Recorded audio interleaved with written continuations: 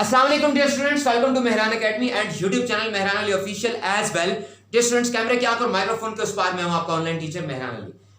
First year English और जी first year English हमारी ये है बुक 1।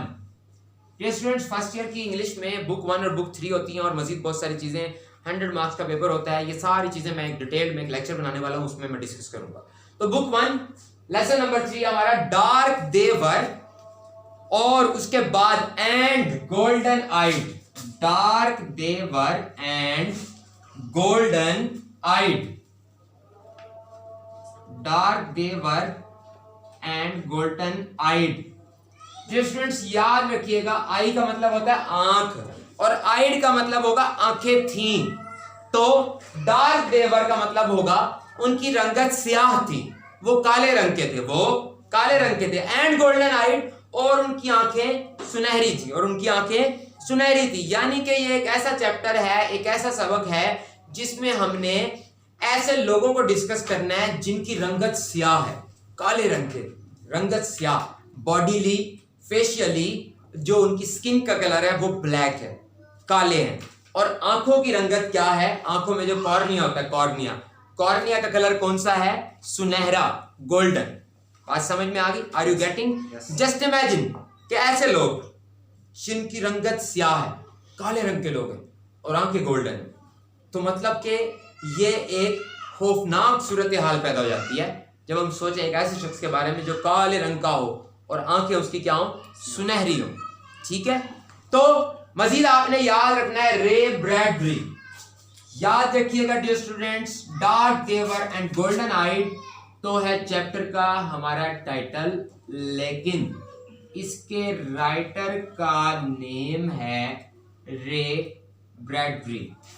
ठीक है जी, ऑथर नेम, राइटर का नेम। ये चैप्टर जो है ये है इंग्लिश लिटरेचर की लैंग्वेज में इसको हम बोलते हैं फिक्शन, लेकिन यहां पर हम इसको कहेंगे साइंस फिक्शन। क्या बोलेंगे डियर स्टूडेंट्स?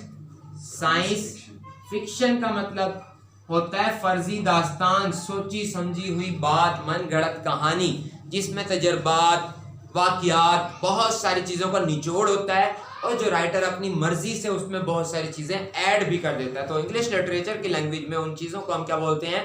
फिक्शन। क्या नाम देते हैं? फिक्शन, फर्जी दास्तान। लेकिन इसको बोलेंगे हम साइंस फिक्शन या साइंटिफिक फिक्शन। साइंस फिक्शन या साइंटिफिक फिक्शन।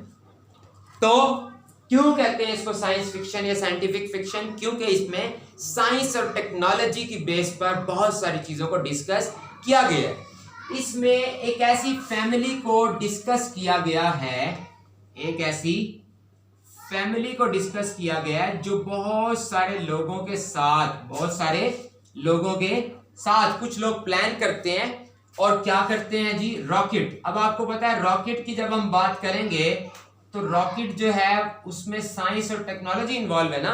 रॉकेट साइंस के उसूलों पर बना हुआ है और रॉकेट जो चल रहा है तो इसका मतलब साइंस की एप्लीकेशन यानी कि टेक्नोलॉजी, यानी कि टेक्नोलॉजी।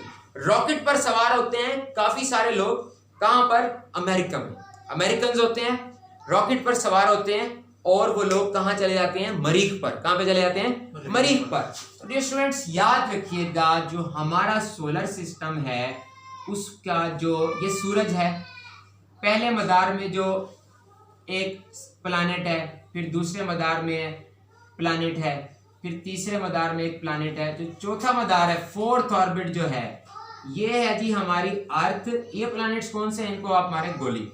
और ये वाला जो प्लैनेट है हमारी जमीन है डियर स्टूडेंट सूरज से तीसरे नंबर पर। कौन से नंबर पर है? थर्ड नंबर पर। लेकिन मरीख जो है वो बाहर वाले ऑर्बिट में, यानी कि चौथे ऑर्बिट में, फोर्थ ऑर्बिट में। कौन से ऑर्बिट में? फोर्थ ऑर्बिट में है। मरीख का कौन सा नंबर है? फोर्थ नंबर, चौथे ऑर्बिट में। विद रिस्पेक्ट टू सन, हमारा सोलर सिस्टम की बेस पर हमारी जमीन जो है वो थर्ड नंबर पर है और जो मरीख है, मार्स है, वो फोर्थ नंबर पर है। जमीन से, सोलर सिस्टम से बाहर की जानिब जा रहे हैं तो सूरज से दूर जा रहे हैं, तो इसका मतलब मरीख पर टेम्परेचर कम है, जमीन से ज्यादा दूरी पर है मरीख। सूरज की बनिस्बत जमीन का फासला जो सूरज से है तो मरीख का फासला उससे भी ज्यादा है, उससे भी ज्यादा है। तो जो चीज सूरज से जितनी ज्यादा दूर होगी उस पर टेम्परेचर कम होता जाएगा, और जमीन की बनिस्बत सूरज के करीब जितना जाएंगे तो टेम्परेचर बढ़ता जाएगा। बात समझ में आ गई? क्लियर? तो एक फैमिली है जी, और उस फैमिली के मेंबर्स कितने हैं? उस फैमिली के टोटल मेंबर्स हैं जी 5। कितने मेंबर्स हैं? 5 मेंबर्स हैं।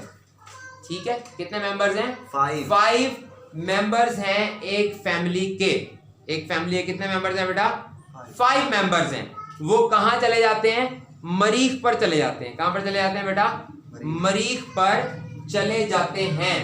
और इसके अलावा याद रखिएगा, इस चैप्टर का जो प्रोटैगनिस्ट है, इस दास्तान का, इस कहानी का जो प्रोटैगनिस्ट है, प्रोटैगनिस्ट के बारे में मैं आपको बता चुका हूं कि जो मेन रोल, मेन कैरेक्टर होता है किसी भी फिल्म का, स्टोरी का, किसी भी सबक का, उसको हम इंग्लिश लिटरेचर की लैंग्वेज में प्रोटैगनिस्ट कहते हैं। क्या कहते हैं? प्रोटैगनिस्ट जो है इस स्टोरी का वो है हैरी। कौन है बेटा? हैरी। हैरी एक, और उसकी वाइफ 2, और इसके अलावा ये 2 लोग हो गए। उसके अलावा 3 जो हैं उनके बच्चे हैं। 3 उनके क्या है बेटा? बच्चे हैं। ठीक है जी, कितने हैं? 3। तो टोटल ये कितने लोग हो गए? 5। यानी कि बाकी लोगों को भी डिस्कस किया गया, लेकिन इस फैमिली को हाईलाइट किया गया है इस चैप्टर के अंदर। बात समझ में आ गई है? Clear?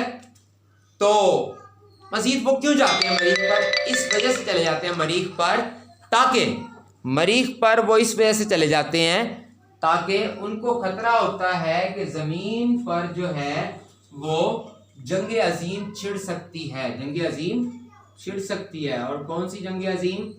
World war 3। World war 3। और कौन सी वॉर बेटा? Atomic war. एटॉमिक वॉर, एटमी जंग छिड़ने का जमीन पर खतरा होता है।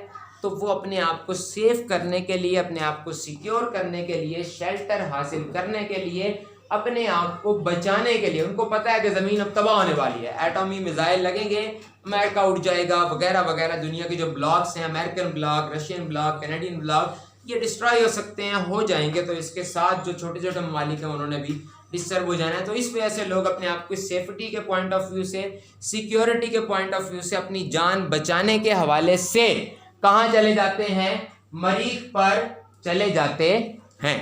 ठीक है बेटा? वहां पर जाकर वो फंस जाते हैं। क्या हो जाते हैं? फंस जाते हैं। अब वो वापसी सोचते हैं कि हम वापस आए, जमीन पर चले जाएं वापसी किसी तरह से। तो इसमें कुछ इस तरह की सी बातें लिखी हुई हैं इस चैप्टर में, जो कि हमने डिस्कस करना है। Dear students, I am your online teacher Mehran Ali. Kindly आप लोग अब मजीद इस लेक्चर को आप मेरे साथ, मेरा हिस्सा बनने के लिए आपने क्या करना है डियर स्टूडेंट्स? आपने अपनी टेक्स्ट बुक का पेज नंबर 18 निकाल लेना है। इस लेक्चर को यहाँ तक तो आप ऐसे ही सुन सकते हैं। उसके बाद आपने क्या करना है? आपकी जो बुक नंबर 1 है, ये वाली टेक्स्ट बुक, तो first year English text book, book 1, उसका आपने निकाल लेना डियर स्टूडेंट्स पेज नंबर 18, ताकि मैं आपको पढ़ा सकूं, आपको मेरी बात समझ में आ सके। तो डियर स्टूडेंट्स, हम बात कर रहे हैं डार्क देवर एंड गोल्डन आइड, मतलब उन लोगों की रंगत स्याह थी और उनकी आंखें सुर्ख थी। यहां तक हमने बात डिस्कस कर ली है। तो जी उसके बाद अब हम डिस्कस करते हैं चैप्टर को। तो डियर स्टूडेंट्स, चैप्टर स्टार्ट होता है, और the rocket metal cooled in the mid of winds. The rocket metal cooled in the mid of winds. The rocket metal cooled in the mid of winds. चरागाह सब्जाजार की हवाओं में rocket की धात सर्द हो गई, ठंडी पड़ गई। मतलब इस फिक्रे का मतलब यह है कि रॉकेट है, रॉकेट जो है वो मार्स पर, मरीख पर जाकर लैंड कर रहा है। जब वो लैंड कर रहा है तो एरोडायनामिक फोर्सेस, हवाई फ्रिक्शन की, रगड़ की ताकत वाली जो कुव्वतें हो लगती हैं, ठंडी हवा ने रॉकेट की जो नोज होती है, नोज, उसका फ्रंट पोर्शन, वो उसको चीरता हुआ जा रहा है ठंडी हवा को। तो वो ठंडी हवा के झोंके जो उसको अगर लगे तो बाहर से, तो वो मेटल क्या है, वो सर्द पड़ गया, ठंडा हो गया। क्या हो गया? ठंडा हो गया। टेम्परेचर वहां पे बहुत कम, ठंडक है। क्या है? ठंडक। बात समझ में आ गई डियर स्टूडेंट्स? दोबारा सुन लीजिएगा। The rocket metal cooled in the mid of winds. मीडो का मतलब होता है चरागाह या सब्जादार। विंड्स हवाएं, बहुत तेज हवाएं। रॉकेट मेटल, रॉकेट की धात, यानी रॉकेट का फ्रेम, रॉकेट का फ्रेम, रॉकेट की धात। अब इसका बामुहावरा तर्जुमा क्या होगा? रॉकेट का फ्रेम, रॉकेट का धात वाला फ्रेम चरागाह की सब्जाजार की ठंडी हवाओं से सर्द पड़ गया। उसके बाद its lid gave a bulging pop, उसके ढक्कन से एक धड़ाम की आवाज आई।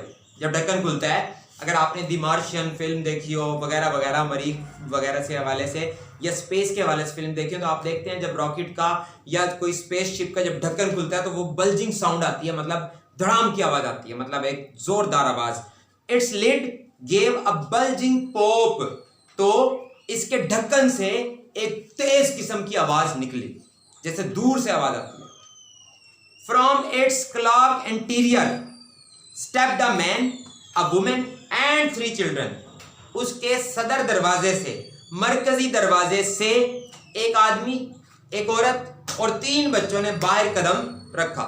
उसके सदर दरवाजे से, मरकजी दरवाजे से एक आदमी, एक औरत और 3 बच्चों ने बाहर कदम रखा। Are you getting? उसके बाद the other passengers walked away across the Martian meadow, मतलब उस फैमिली के अलावा बाकी लोग भी थे, दूसरे मुसाफिर भी थे। द अदर्स पैसेंजर, दूसरे मुसाफिर चरागाह की हवाओं में खो गए, स्पिन हो गए, लहरा गए, फैल गए। क्या हो गए? वेल्ड अवे का मतलब है दूर दूर चले गए, फैल गए। क्या हो गए? वेल्ड का मतलब होता है स्पिन कर जाना, चक्कर लगा, गुम हो जाना। ठीक हो गया? दोबारा सुन लीजिएगा। The other passengers walked away, the other passengers wailed away across the Martian meadow, leaving the man alone among his family. आदमी को, यानी कि हैरी को, अभी तक हैरी का नाम नहीं आया, ये मैं बता रहा हूँ डियर स्टूडेंट्स आपको। आदमी को उसके खानदान, उसके कुंबे के साथ तन्हा छोड़कर बाकी मुसाफिर मरीख की हवाओं में खो गए, दूर दूर चले गए, बिखर गए। वेल्ड अवे का मतलब क्या होगा? बिखर गए। बात समझ में आ गई? आदमी को उसके कुंबे के साथ तन्हा छोड़कर बकिया मुसाफिर मरीख की हवाओं में, मरीख की सब्जाजारों में, मरीख की चरागाहों में दूर दूर बिखर गए, चले गए। बात समझ में आ गई सबको? Yes, sir. उसके बाद जी स्टूडेंट्स फर्स्ट पैराग्राफ हो गया कंप्लीट। सेकंड की तरफ चलते हैं। The man felt his hair flutter and the tissues of his body draw tight as if he were standing at the center of a vacuum. At the center of a vacuum. Dear students, बात हम कर रहे थे the man felt his hair flutter and the tissues of his body draw tight as if he were standing at the center of a vacuum. वर यहाँ पे लगाया गया। वर का मतलब जैसे मिसाल के तौर पे अगर ये कहना हो ना कि अगर मैं पाकिस्तान का वजीर आजम होता तो मैं क्या कहूंगा? If I were the prime minister of Pakistan, यानी जब एक चीज ऐसे हो ना, लग रही हो, तो हम वर का इस्तेमाल करते हैं। यहाँ पे वर का मतलब ये होगा, वर का मतलब ये होगा। तो दोबारा सुनिएगा, गौर कीजिएगा इस फिक्रे पर। The man felt his hair flutter and tissues of his body draw tight as if he were standing at the center of a vacuum. उस आदमी को ऐसे लग रहा था जैसे उसके बाल उस आदमी को ऐसे लग रहा था जैसे उसके बाल हवा में उड़ रहे हों और उसके जिस्म के पट्टे खींच रहे हों और वो खला के बीच में खड़ा हो। कहां पे खड़ा हो? खला के बीच में। वैक्यूम का मतलब ऐसी जगह जहां पर कुछ भी ना हो, हवा पानी वगैरह कुछ भी नहीं, नथिंग, एम्प्टीनेस, उसको बोलते हैं वैक्यूम। उसको क्या बोलते हैं हम? वैक्यूम, खला। बात समझ में आ गई बेटा? यहां तक क्लियर हो गया है? His wife before him seemed almost to whirl away in smoke. कहते हैं जी उसकी बीवी उसके सामने खड़ी हुई, बिफोर हिम, उसके सामने खड़ी हुई उसकी बीवी ऐसे लग रहा था जैसे धुआं बनकर उड़ जाएगी। उसके बाद the children, small seeds might at any instant be sown to all the Martian climes. To all the Martian climes. कहते हैं जी और उसके बच्चे, उसके अपने बच्चे छोटे छोटे से, उसके अपने बच्चे यूं लग रहे थे जैसे छोटे छोटे बीज हो जिन्हें किसी भी लम्हे मरीख की मट्टी में बो दिया जाएगा, मट्टी में बो दिया जाएगा, मतलब मरीख की मट्टी में मिल जाएंगे। उसके अपने बच्चे उसको इतने छोटे लग रहे थे, छोटे छोटे बीज लग रहे थे जैसे जिनको अभी मरीख की मट्टी में बो दिया जाएगा, जो मरीख की मट्टी का हिस्सा बन जाएंगे।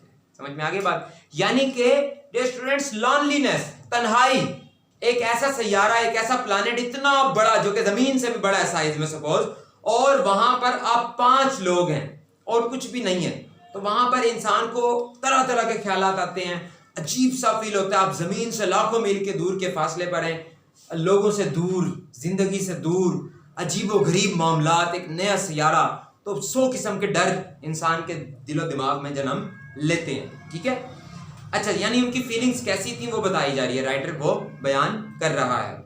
उसके बाद the children looked up at him as people look to the sun to tell what time of their life it is. The children looked up at him, बच्चों ने ऊपर की तरफ, उसकी तरफ देखा, किसकी तरफ? अपने वालिद की तरफ। The children looked up at him, बच्चों ने उसकी तरफ इस तरह से देखा जैसे लोग सूरज की तरफ देखकर वक्त का पता लगाते हैं, वक्त का पता लगाते हैं। जैसे जब पहले दौर में जब घड़ियां तो नहीं होती थी ना, अब मरीख पर भी घड़ी नहीं है, तो अब वो अपने वालिद की तरफ इस तरह से देख रहे हैं जैसे वो उसको देखकर, जैसे सूरज को देख के हम वक्त का पता लगाते हैं, हाँ जी अब सूरज सेंटर में आ गया, 12 बज गए हैं, अब सूरज ग्रूब होने लगा है, अब मगरिब का टाइम हो गया, ये हो गया, वो हो गया। तो पहले लोग सूरज को देख के अंदाजा लगाते थे ना, सन डायल होता है, जैसे आपने पढ़ा है 9th की फिजिक्स में भी। अच्छा जी, उसके बाद ये स्टूडेंट्स मजीद क्या के his face was cold, his face was cold, उसका चेहरा ठंडा हो गया, उसका चेहरा क्या हो गया? ठंडा हो गया, सर्द पड़ गया, उसका चेहरा क्या हो गया बेटा? ठंडा हो गया, सर्द पड़ गया, या उसका चेहरा सर्द हो चुका था, ठंडा हो चुका था, ठंडा हो चुका, सर्दी में खड़े हुए हैं, ठंडक में खड़े हुए हैं, ठंडक फील हो रही है। उसके बाद What's wrong? asked his wife, उसकी बीवी ने पूछा क्या खराबी है, क्या मसला है? Let's get back on the rocket, आओ रॉकेट पर वापसी चलते हैं, आओ रॉकेट पर वापसी चलते हैं। Go back to the earth, आओ वापसी जमीन पर चलें, आओ वापस जमीन पर चलें। Yes students, आओ वापस जमीन पर चलें, आओ वापस जमीन पर। Yes listen, yes listen, जी हाँ सुने, जी हाँ सुने, हाँ सुनिए, यानी कि हैरी बोला। The wind blew as if to flake away their identities. The wind blew, हवा ऐसे चल रही थी जैसे उनकी शनाख्त, उनकी मेमोरीज, उनकी शनाख्त को मिटा डालेगी, उनकी शनाख्त को मिटा डालेगी, मिटा डालेगी। समझ में आ गई बात बेटा? Yes sir. दोबारा सुनिएगा। The wind blew as if to flake away their identities. हवा कुछ यूं चल रही थी जैसे उनकी शनाख्त की धज्जियां उड़ा देगी, धज्जियां उड़ा देगी। उसके बाद at any moment the Martian air might draw his soul from him, किसी भी लम्हे मरीख की हवा उसके जिस्म से रूह को निकाल सकती है। As marrow comes from a white bone, उसे लग रहा था ऐसे कि किसी भी लम्हे जैसे हड्डी से, जैसे हड्डी से रोगन, बोन से मैरो, हड्डी से रोगन निकलता है ना, हड्डी से क्या कर, रोगन ऐसे निकलता है ना, ठक रोगन निकल गया, जैसे हड्डी से रोगन निकलता है आसानी से, वैसे ही उसके जिस्म से मरीख की हवा रूह को निकाल देगी। समझ में आ गई बात बेटा? यहां पर कंपैरिजन दिया गया है, क्या दिया गया यहां पर? कंपैरिजन दिया गया है बेटा, जैसे कि बोन से मैरो, बोन से मैरो। अब हड्डी जो होती है वो रोगन के बगैर अधूरी होती है ना, इसी तरह जो बॉडी है, बॉडी का और किसका कॉम्बिनेशन है बेटा? सोल का। अगर जिंदगी जो है, जिंदगी, लाइफ, अगर जिस्म से रूह को निकाल दी जाए तो जिंदगी खत्म। इसी तरह से अगर हड्डी से रोगन को निकाल दिया जाए तो फिजिकल एक्टिविटीज खत्म। समझ में आ गई बात? क्लियर? तो कहता है कि उसे ऐसे लगा कि मरीज की हवा उसके जिस्म से रूह को निकाल डालेगी, जैसे हड्डी से रोगन निकलता है, जैसे हड्डी से रोगन निकलता है। मतलब इतनी आसानी से उसको लग रहा था कि मरीज की हवा मेरे जिस्म से रूह निकाल देगी। मतलब उसको अपना सर्वाइवल बड़ा ही मुश्किल दिखाई दे रहा था। आज समझ में आगे बढ़ाया तक? जी सर। अच्छा जी, व्हाइट बोन, सफेद हड्डी से। He felt submerged in a chemical. Submerge का मतलब क्या होता है बेटा? डूब जाना, भीग जाना। He felt submerged. उसने अपने आप को भीगा हुआ, उसने अपने आप को भीगा हुआ, उसने अपने आप को भीगा हुआ, भीगा हुआ, डूबा हुआ पाया एक केमिकल में that could dissolve his intellect and burn away his past. उसने अपने आप को एक ऐसे केमिकल में डूबा हुआ पाया, डूबा हुआ पाया जो उसके इंटेलेक्ट, जो उसके इंटेलेक्ट मीन्स जहानत, इंटेलेक्ट मीन्स जहानत, जहानत। उसने अपने आप को ऐसे केमिकल में डूबा हुआ पाया जो किसी भी लम्हे उसकी जहानत को और उसकी जहानत को और हाँ कहते, दोबारा सुनिएगा, he felt submerged in a chemical. उसने अपने आप को एक केमिकल में डूबा हुआ पाया that could dissolve his intellect, जो उसकी जहानत को खत्म कर देगा, and burn away his past, और उसके माजी को जला डालेगा, माजी को जला डालेगा। They looked at the Martian hills that time had worn with a crushing pressure of years, crushing pressure of years.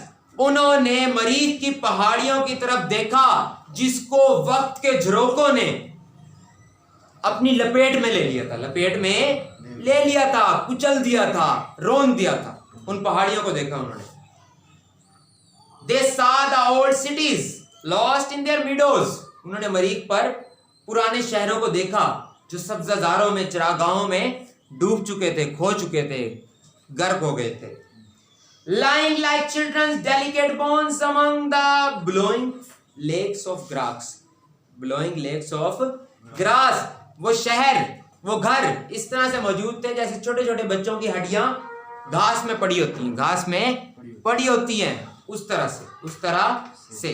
समझ में आ गई बात बेटा? क्लियर? चिन अप हैरी, चिन अप का मतलब क्या होगा? चिन अप का मतलब क्या होगा डियर स्टूडेंट्स? चिन अप का मतलब क्या होगा? हौसला रखो, हौसला रखो, रखो। चिन का मतलब क्या होता है? थोड़ी। चिन अप का मतलब ये नहीं होगा थोड़ी ऊपर करो। चिन अप का मतलब थोड़ी ऊपर करो, इडियम है, इडियोमेटिक लैंग्वेज है। इसका मतलब क्या होगा? हौसला रखो। क्या रखो? हौसला रखो। चिन अप हैरी, हैरी हौसला रखो, सेड हिज वाइफ, उसकी बीवी ने कहा। तो पता लग गया नाम क्या है? प्रोटैगनिस्ट कौन है? हैरी। कौन है? हैरी। हैरी हौसला रखो, सेड हिज वाइफ, उसकी बीवी ने कहा, उसकी बीवी ने कहा, बीवी ने कहा, इट्स टू लेट, अब बहुत देर हो चुकी है। Weave come over 60 million miles, 60 million mile, हम 6 करोड़ मील दूर आ चुके हैं। अब बहुत देर हो चुकी है, अब बहुत देर हो चुकी है। वो रियलिस्टिक पॉइंट ऑफ व्यू से बात कर रहा है। हम 6 करोड़ मील दूर आ चुके हैं, अब बहुत देर हो चुकी है। उसको कह रहा है मैं कैसे हौसला रखूं, हम वापस कैसे जाएंगे? समझ में आ गई बात? 6 करोड़ मील दूर हम आ चुके हैं डियर स्टूडेंट्स। ये आपके ऑब्जेक्टिव में भी आ सकता है, 60 मिलियन माइल्स। ठीक है। उसके बाद the children with their yellow hair hollered at the deep dome of the Martian sky, Martian sky, मरीख के गुंबद नुमा आसमान तले बच्चे जिनके पीले बाल थे, हॉलर्ड, शोर मचा रहे थे, शोर मचा रहे थे। बच्चे तो बच्चे होते हैं ना, बच्चों को क्या पता 6 करोड़ मील दूरी का? ऐसे ही है, बच्चों को तो पता है पिकनिक पॉइंट, घूमने फिरने आए हुए।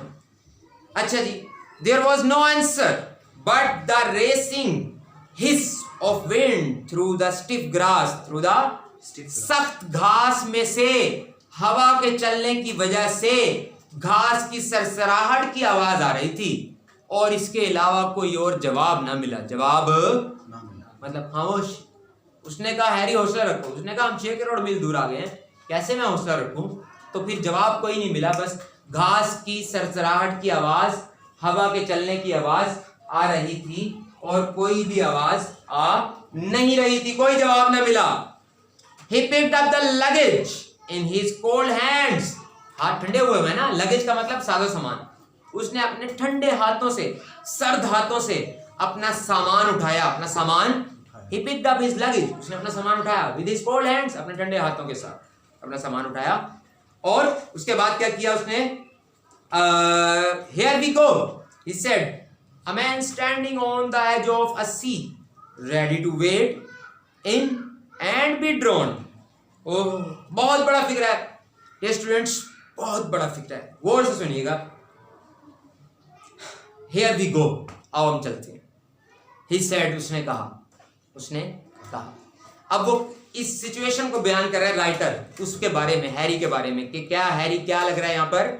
A man standing on the edge of a sea, एक आदमी जो समंदर के किनारे पे खड़ा है, समंदर के किनारे पर खड़ा है, समंदर के किनारे पर खड़ा है। समंदर बहुत बड़ी चीज होती है, एक बंदा समंदर के आगे कुछ नहीं होता है। समंदर की लहरें उसको ले जाएं तो बड़े से बड़े तैराक भी हो तो बंदा ढूंढ नहीं सकते। समंदर बहुत बड़ी चीज होती है। अगर आपने समंदर देखा है तो समंदर बहुत बड़ी चीज होती है। मिसाल के तौर पे आप मनोड़ा के साहिल पर चले जाएं कराची, तो आपको लग पता जाएगा कि समंदर क्या चीज होती है और समंदर की लहरें क्या चीज होती हैं। अगर आपको खींच के ले जाएं, कैप्चर कर लें तो खत्म।